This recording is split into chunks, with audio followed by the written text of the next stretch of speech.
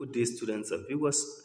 Here is our example 3, and then we are asked to prove that n power 3 minus n is divisible by 3 for all n. And the proof is going to be like this. So what we are given is that we are asked to prove p of n, that n raised power 3 minus n is divisible by 3. So that is it. Is divisible by 3. Meaning, if you divide n raised power 3 minus n by 3, there will be no remainder. That's the meaning of divisibility. And what we do is we test for n equals to 1. So p of 1, and it is always true that 1 raised power 3 minus 1. In fact, sorry, for n, I mean, yes, for non-negative integers, because union 0, non-negative integer, the 0 is involved. Since if you say minus this is equals to 0, and 0 divided by 3 is 0. So it is true for n equals to 1. So now we test for, we assume that it is true for all n, and then achieve it is true for n equals to n plus 1.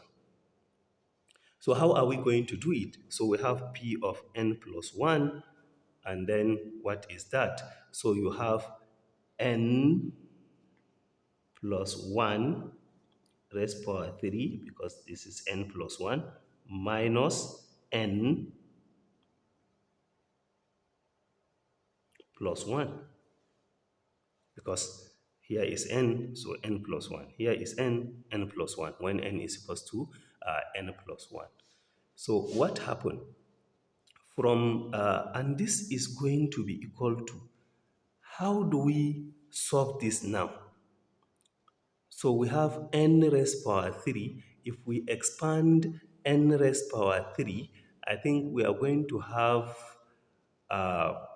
n raised power 3 plus 2n squared plus 2n squared, and then plus n n squared plus 2n plus 1.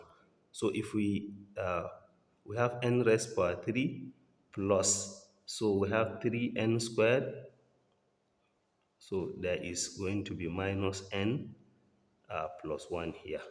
So here 3n raised power 2, and then plus 3n plus 1, and then we have minus n minus 1. So that what we have here is n raised power 3 plus 3n squared, and then plus 2n. But this can be simplified to n raised power 3 minus n, because of this 3, because of this 2, and I want to multiply it by 3. So minus n, and this is what I have here. So you see, I just want it to look like the first.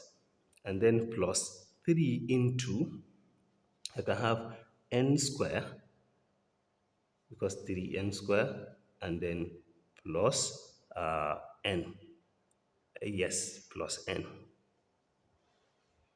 Because if you multiply here, you're going to have 3n square, which is here, plus 3n, but this n will remove this, it will reduce n, and then 3n minus n, so we are going back to 2n.